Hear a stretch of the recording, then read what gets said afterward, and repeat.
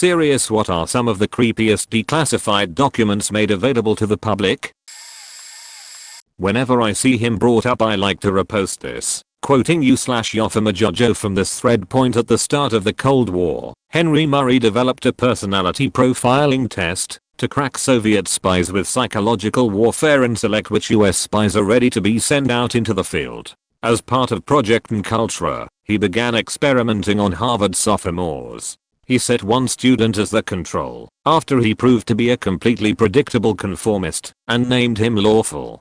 Long story short, the latter half of the experiment involved having the student prepare an essay on his core beliefs as a person for a friendly debate. Instead, Murray had an aggressive interrogator come in and basically tear his beliefs to pieces, mocking everything he stood for, and systematically picking apart every line in the essay to see what it took to get him to react. But he didn't. It just broke him, made him into a mess of a person, and left him having to pull his whole life back together again.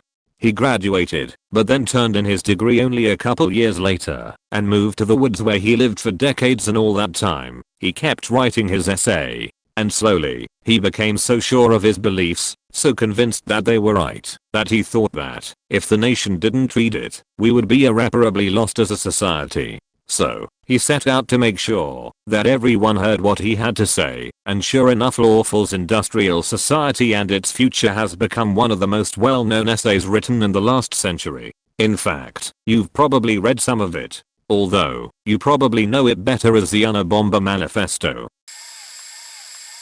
Not really a document, but a case that the Soviet Union tried to hide for a while, the Nazi-No affair. Here is part of a eyewitness reported about it. They were trying to escape. They asked us, where's a railway? We'd never seen a railway. They asked, where's Moscow? Leningrad? They were asking the wrong people. We'd never heard of those places. We're Ostaraks. People were running away starving. They were given a handful of flour. They mixed it with water and drank it, and then they immediately got diarrhea. The things we saw. People were dying everywhere. They were killing each other.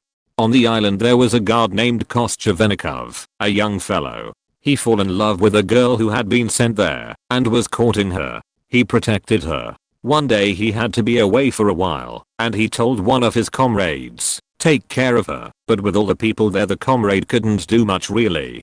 People caught the girl, tied her to a poplar tree, cut off her breasts, her muscles, everything they could eat, everything.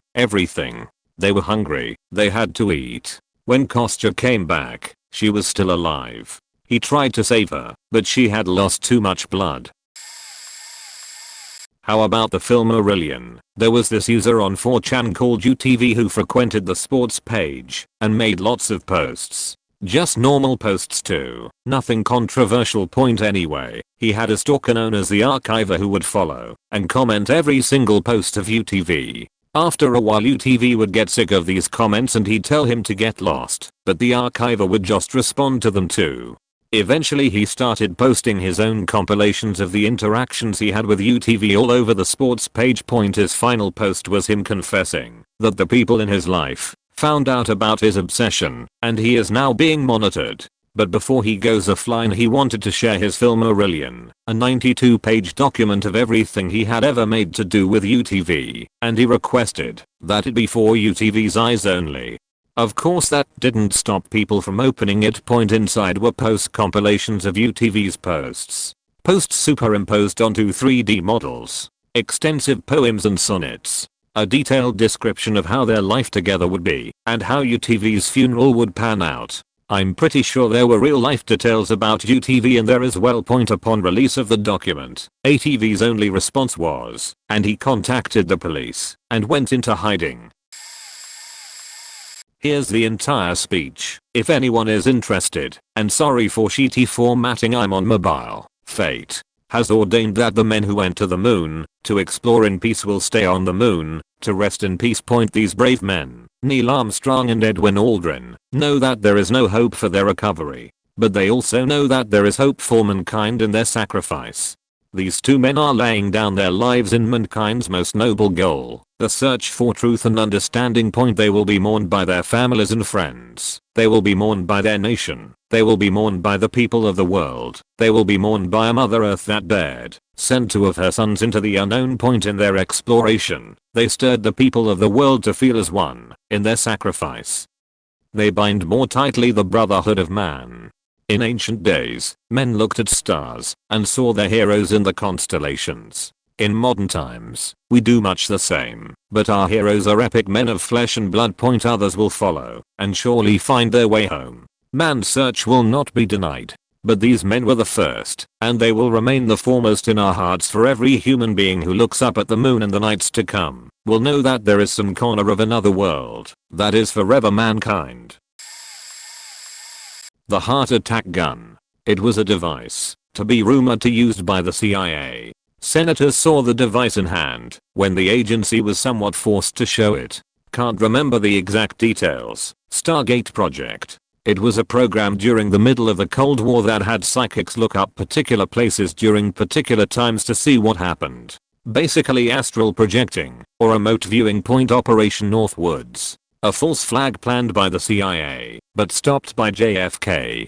Tuskegee experiments. I don't know if it was declassified. It leaked. I forgot. Sorry. The US Gov purposely exposed black communities to syphilis and other STD/ST for decades for the purpose to study long-term effects. September dossier. The UK faked or skewed their assessment to back the Bush administration. I hate politics and I believe it divides the common folk. No hate please. CIA drug trafficking.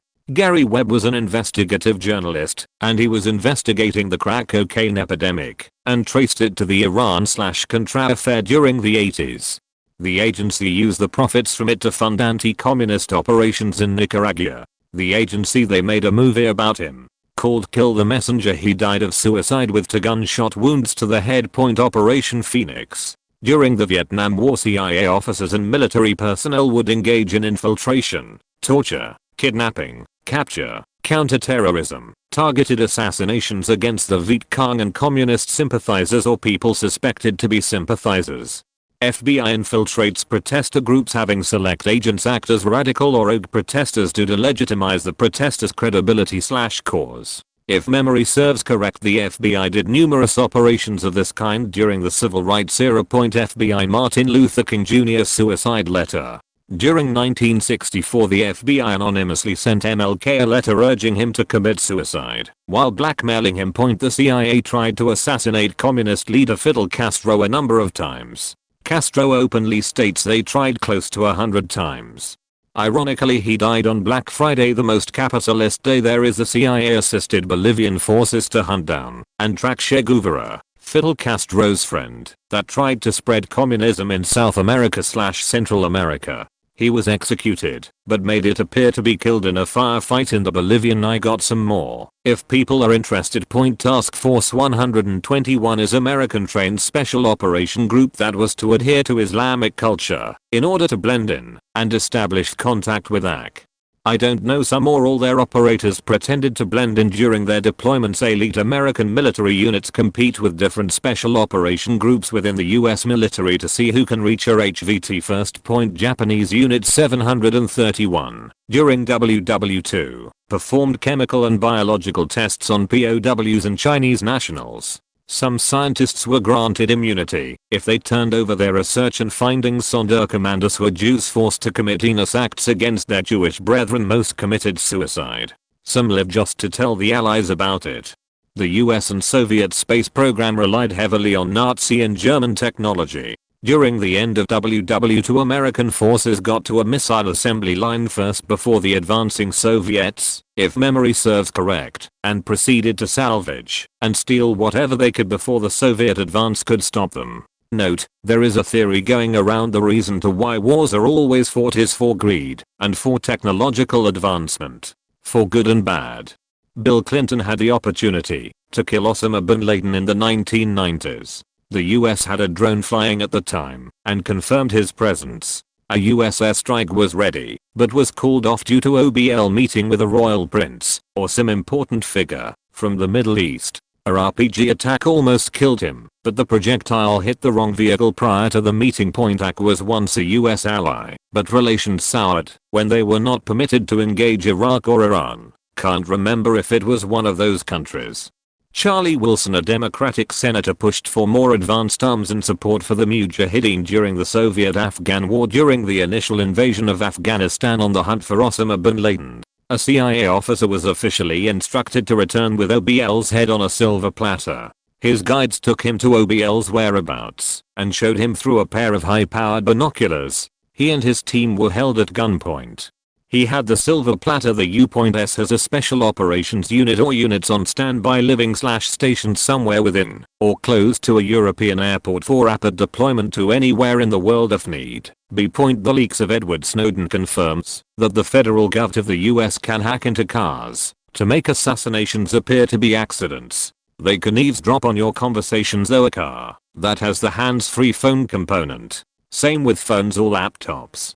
They can even send wireless signals to phones to turn on certain components even if the phone is off or not being used. The CIA/NSA have teams that route and intercept laptops, tablets, and desktops to secret locations to install spyware and gets them reroutes back into a delivery company's route. The FBI has a team called Ghosts that can infiltrate any home and leave everything to the exact detail as you left it, including replacing dust, having exact measurements on where things stood. They partner up with local law enforcement without their knowledge and set up staged car crashes or busted fire hydrants in attempts to slow you down. That's how they caught the illegals program Russian spies. They even went as far as to see if they were using wireless signals with their agents. They did. The US and its allies overthrew the govt in Iran and replacing their head of govt with a person with similar interests. It led to the Iranian Revolution decades later. At the beginning of this year, the US Navy was granted several patents for tech that would allow aircraft to ignore friction and inertia while being powered by a room temperature superconductor. The implications of such a patents are huge because it would not only revolutionize air travel completely, it would also open up terrifying new possibilities for spaceflight. A patent by no means confirms the existence of said technology, but the US Navy must consider it viable enough in future in order to patent this tech now. That being said, the patents all expire around mid-2030. Take that as you will. The most exciting section of one of the patents, it is possible to envision a hybrid aerospace/undersea craft, Hawk, which due to the physical mechanisms enabled with the inertial mass reduction device, can function as a submersible craft capable of extreme underwater speeds, lack of water skin friction, and enhanced stealth capabilities, non-linear scattering of RF and sonar signals.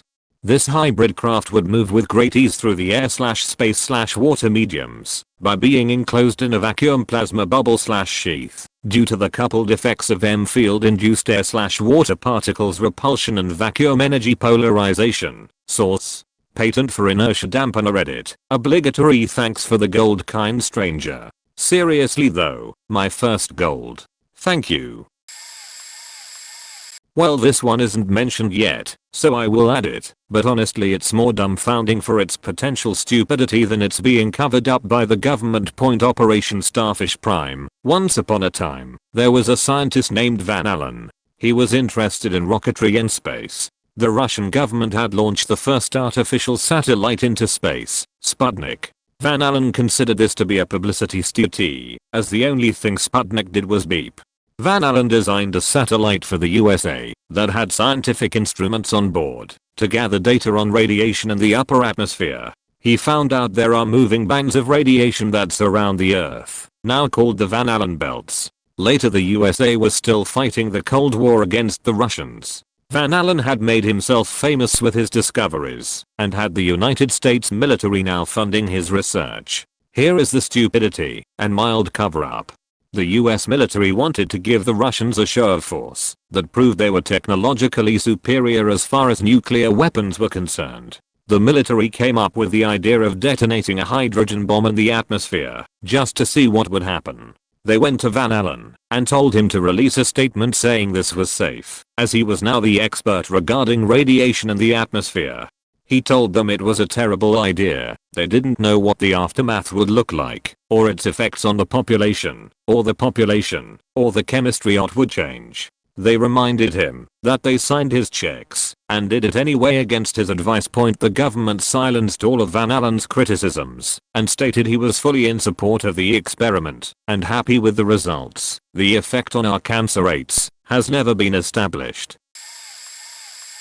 Weird not to see more UAP related posts on this thread. Allow me to remedy that point. I'd like to note I'm not a UFO nut, but these 4 materials are interesting, if not fun to read. Not declassified, but a leak from Admiral Thomas Wilson, named the Wilson Memo, where Wilson was in conversation with a man regarding covert US government projects trying to reverse engineer craft not made by human hands. Also, he outrightly confirms the knowledge that the US government is aware of active extraterrestrial phenomena.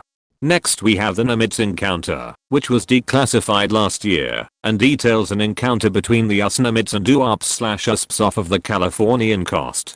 2 jets were on drills, and were sent to examine locations regarding strange radar phenomena. They encountered a large object below the water, and a smaller object hovering above.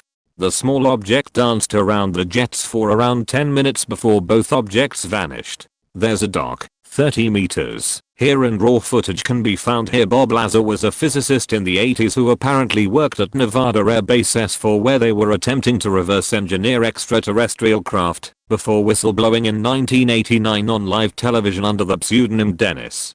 There's lots of information on his story, but the most concise and interesting is his recent appearance on the JRE podcast, 2H14 meters. The film they reference in said podcast is not a succinct. Finally, the oldest document is the Guy Hotel memo, released by the FBI, details finding a craft in the 40s at the supposed Roswell crash site, as well as 3 bodies. His description of the beings, though brief, is quite interesting. In France we had a pretty faked up case. Maybe some of you know if, and if it's already been posted I'm sorry. It's called the cursed bread of Pont Saint-Esprit, literal traduction, where there was a mass food poisoning in the village of Pont Saint-Esprit. Many people fell sick during summer 1951, with ergotism symptoms, hallucinations, convulsions, psychosis, etc. French justice classified this as an ergotism epidemic, but they didn't detect any fungus causing the illness on rye and other imported cereals. For the context, France got out of the war and the agriculture had lots of difficult to rebuild itself, especially with the harsh climatic conditions during that period, so they imported cereals, though it can still be possible. There were 3 other hypotheses: panagen, fungicide, mycotoxins, and again couldn't find a translation. But it's a whitening agent for the flour. But the 4th one, the second most possible with the ergotism one, is the spreading of LSD as a chemical weapon by the CIA, reminding that LSD is the artificial drug from ergot, thus very similar symptoms. The only thing that can't be explained by this theory is why the only victims were the ones who bought their bread in a specific bakery. Hope I didn't forget or said anything wrong. If yes, please tell me. We studied it in high school, but it's almost 4 years ago, but I don't know. Kinda haunts me. I don't know why. During the last months of the war, ICI was preparing for a long-distance attack on the United States with biological weapons. This operation, codenamed Cherry Blossoms at Night, called for the use of airplanes to spread plague in San Diego at night. The plan was finalized on March 26, 1945. 5 of the new I-400 class long-range submarines were to be sent across the Pacific Ocean, each carrying 3 AGM-6A Siren aircraft loaded with plague-infected fleas. The submarines were to surface and launch the aircraft towards the target, either to drop the plague via balloon bombs or to crash in enemy territory. Either way, the plague would then infect and kill thousands of people in the area. The mission was extremely risky for the pilots and submariners, likely a one-way kamikaze mission. A pilot under the command of Ishio Kobata, recalled the plan in 1998. I was told directly by Shiro Ishii of the kamikaze mission Cherry Blossoms at Night, which was named by Ishii himself. I was a leader of a squad of 17. I understood that the mission was to spread contaminated fleas in the enemy's base and contaminate them with plague point. The plan was scheduled to begin on September 22nd, 1945, but was not realized because of the surrender of Japan on August 15th, 1945. Chief of the Army General Staff Yoshijiro Umezu vetoed the plan at first due to logistics reasons. But he began to re-embrace the idea around early August 1945, once the Imperial Japanese Navy said that they have a few more capable long-range submarines to carry boat planes without encountering significant problems along the way. 7 Erita Mizoguchi, who was a Unit 731 commander in the Imperial Japanese Navy, said that only 3 I-400 had been built by August 15th, but estimated that, by September 2nd, 2 or 3 more would have been built ahead of schedule had the war gone on. 8, 9, 10, 11. It's not so much a big OC particular piece of info, but various details that have come to light over the years. Operation Downfall. The proposed invasion of Japan in late WW2 is a pretty grim scenario, and much of world history would have gone worse had it happened. At the very least, many more thousands would died, and Japan itself would be severely depopulated, possibly divided between North and South, and certainly not the prosperous technological economic powerhouse it is today. Yes, nuking cities is a horrific, awful, nightmarish thing, but what's even worse? The alternative point. We are talking hundreds of thousands of deaths on both sides, mostly Japanese civilians, hundreds of kamikaze attacks on invading vessels every day in the early stages, and if the bomb was a success, nuking the beachheads. Imagine more US/Commonwealth servicemen than D-Day, half of whom would die never to raise families clad in gas masks scrambling up a blasted hellscape to root out whatever opposition remained. Having endured a campaign terrible enough to rival the worst of the Eastern Front, just because the powers decided to drag out the inevitable at everyone's expense, the relatively benign treatment of the Japanese people would have been much less so. Depending on how long it dragged on, every city may have been reduced to Hiroshima levels of destruction just by conventional weapons. The country and its people would perhaps be forever ruined, and the legacy of the Second World War would be far grimmer in the mind of the Western world. We don't know exactly at what point this all would have stopped, whether Imperial Japan would have given in once the Western allies, and presumably Soviets invading the North, got a foothold, or whether they'd end up literally burning and blasting a bloody path all the way to Tokyo. But in a kinda messed up way, I'm glad the war ended the neater way it did, largely due to the nuclear bombings. The Dyatlov Pass incident from Wikipedia refers to the deaths of 9 skiers/hikers in the northern Ural Mountains in the former Soviet Union between the 1st and 2nd of February 1959 due to unclear circumstances. The experienced trekking group, who were all from the Ural Polytechnic Institute, had established a camp on the slopes of Khalid-Syakhl in an area now named in honor of the group's leader, Igor Dyatlov. During the night, something caused them to tear their way out of their tents and flee the campsite, all while inadequately dressed for the heavy snowfall and sub-zero temperatures. After the group's bodies were discovered, an investigation by Soviet Union authorities determined that 6 had died from hypothermia, while the other 3 showed signs of physical trauma. 1 victim had a fractured skull, 2 others had major chest fractures. Additionally, the body of another team member was missing their tongue and eyes.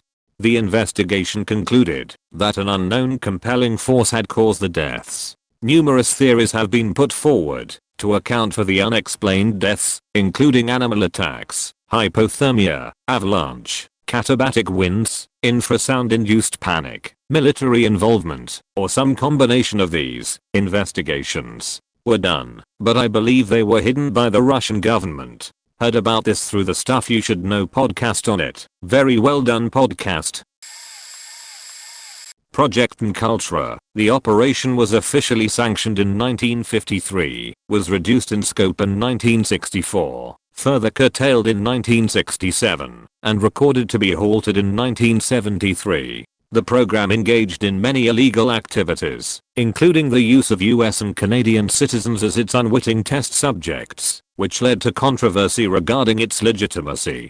Nkultra used numerous methods to manipulate people's mental states and alter brain functions, including the surreptitious administration of drugs, especially LSD, and other chemicals, hypnosis, sensory deprivation, isolation, verbal and sexual abuse, and other forms of torture. And it gets worse. Once Project Encultra got underway in April 1953. Experiments included administering LSD to mental patients, prisoners, drug addicts, and such workers, people who could not fight back, as one agency officer put it.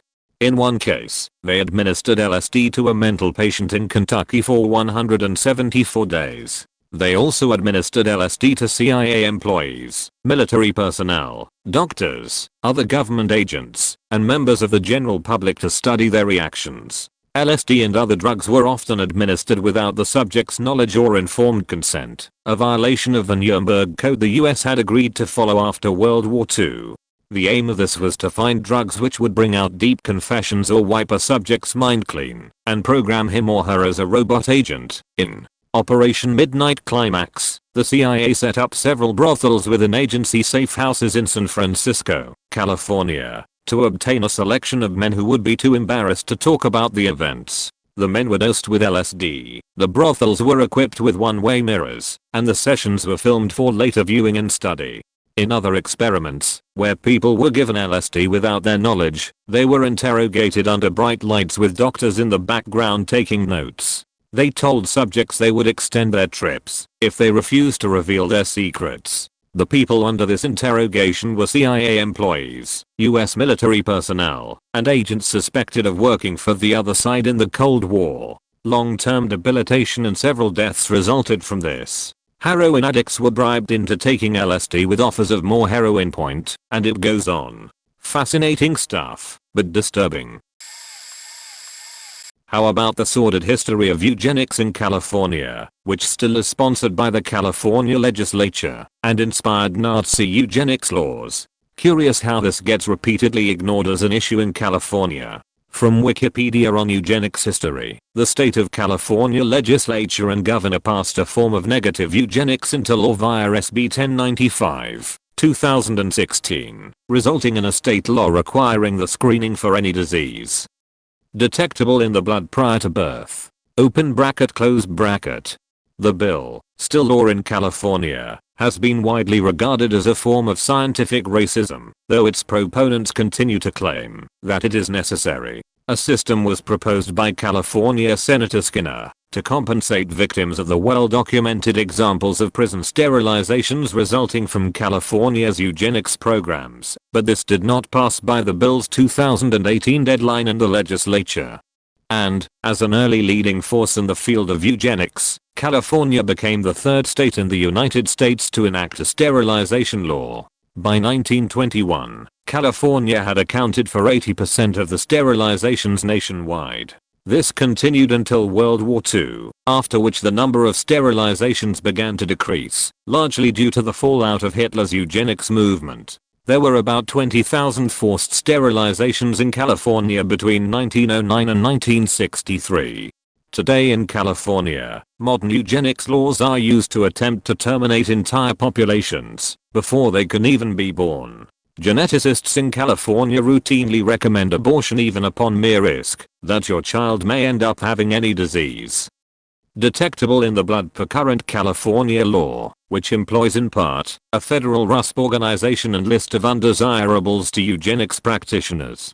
People ignore this and pretend it is not an issue, but it is not materially different than what the Nazis did. It just uses different and more modern technology. A lot of coverage is given to the California legislature's assaults on people's First and Second Amendment rights, but let's not forget California's genocidal posture towards entire populations. Operation Paperclip. Not the Nazis, everyone knows about that, but the pardons of researchers related to Units 731 and 100, a few specific war criminals in charge of the Manchurian invasion, bringing some of them over to the US where they proceeded to work at the Koch Center and Fort Detrick, and in particular, what those pardons were for. The results of all their wild medical and bio-warfare experimentation, one resulting project suspected of being Agent Orange, that link being just a starting point for the real rabbit holes. Basically, unlike the Nazis, being purely about rocketry, nuclear physics, or fighting commies, where they'd be dumped upon their usefulness expiring, like Klaus Barbie, they got integrated into the general population, posing as university professors and army doctors, or continuing their medical research, now on US citizens, especially criminals, in projects considered too unethical to be done by actual US doctors. And this being during the time of the Tuskegee experiment, you know what's still classified, must be really wild. It's suspected by scholars looking into that one such redacted occurrence referred to might be Operation Sea Spray, the test where the US Navy sprayed Serratia marcescens and Bacillus glabigii into the Bay Area and New York coastlines to determine the viability of a seaborne biological weapon attack.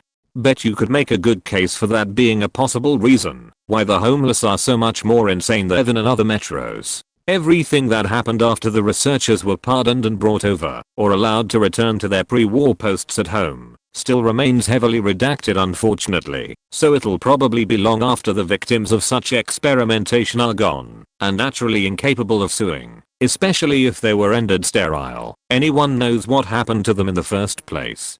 Unlike with the Germans, the country most affected by them never called out this operation, likely because an equally large amount got caught by the Soviets trying to flee the Chinese, and offered similar deals, meaning any attempt to bring them to trial would inevitably result in Japanese scientists working for their allies in the Red Army being exposed as well. So basically, when it comes to the eastern side of the war, everyone was a big fat hypocrite about actually prosecuting the worst that were captured.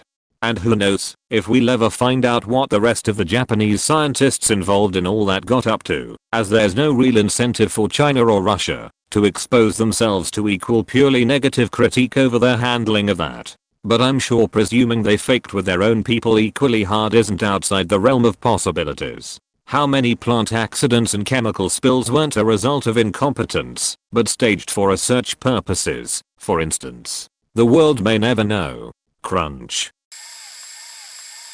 Dunno if it counts as creepy, but decades before WWI, Germany planned to attack America because Germany wanted an overseas empire like the other European powers. They saw the Caribbean as an ideal target for this. The plan called for them to send their fleet over, sweep away the American Atlantic Fleet. America had a less than impressive navy at the time, and then set up a blockade while sailing battleships up and down the coast shelling cities. The plan assumed America would sue for peace, and Germany would ask for their Caribbean holdings, with the eventual goal of taking Cuba. Then the Spanish-American War happened, and America came out the victor, showing it could stand against a European power. So the plan was altered. Now it involved a cross-Atlantic amphibious invasion, 40+ battleships, 60+ troop transports, and all the support ships needed for them. The original plan was still in effect, but the German army would now land and occupy Boston, and move on to New York City, while still harrowing the Atlantic coast with the goal of America suing for peace and Germany extracting favorable terms. Then three things happened. America grew a competent modern blue water navy, Britain launched Dreadnought, and started its 2-to-1 battleship program, and France signed an alliance with Russia. These factors meant sending most of the German army and its fleet overseas left Germany wide open to invasion, and more warships all around meant the fleet would have a harder crossing, to say nothing of the fact that Germany couldn't produce the needed ships fast enough. There was also the matter of how to properly support and supply an army that large, and moved that far in so short a time. So by the late 1900s, the plan was permanently shelved. The plan documents were rediscovered by accident sometime in the 70s. Who knows how the 20th century might have gone had Germany attempted it. Tuskegee actually shocked me quite a bit. So did MK Ultra. I can understand the MK Ultra and the CIA doing some shady shit, especially faking over the gay community in the West Coast, but Tuskegee was ethically monstrous considering the timeline as well, being much after the Civil War. Whether you were white or not back then, it's damning to know that there were white medical professionals who approved of such inhumanity. Those two were what I'd admire research papers on while in college. The fact that Tuskegee is not widely spread and preached in all of the southern states is an embarrassment. All southern states below the DC line should make it mandatory that K-12 student learn Tuskegee experiments. Then maybe the Trump backing Southerners may have some humility, and at the least, admit their claims of Civil War ending slavery and social discrimination was an absolute BS till recently in the 90s point as a naturalized Korean American. I can confidently claim that there is serious racism in the US, and people of darker skin tones have it worse. Honestly, being a good Korean student has gotten me out of so many legal repercussions while growing up. I know 99% of my black friends would have ended up in jail had they done remotely similar to the amount of stupid illegal shit I've done growing up. Actually, being a goody Korean student, I probably got away with more shit than my white friends. Lol. I was one of those goody Korean kids at church and was a top 20 student in school, but I did just about every faking drug and stupid shit imaginable both rich and poor kids.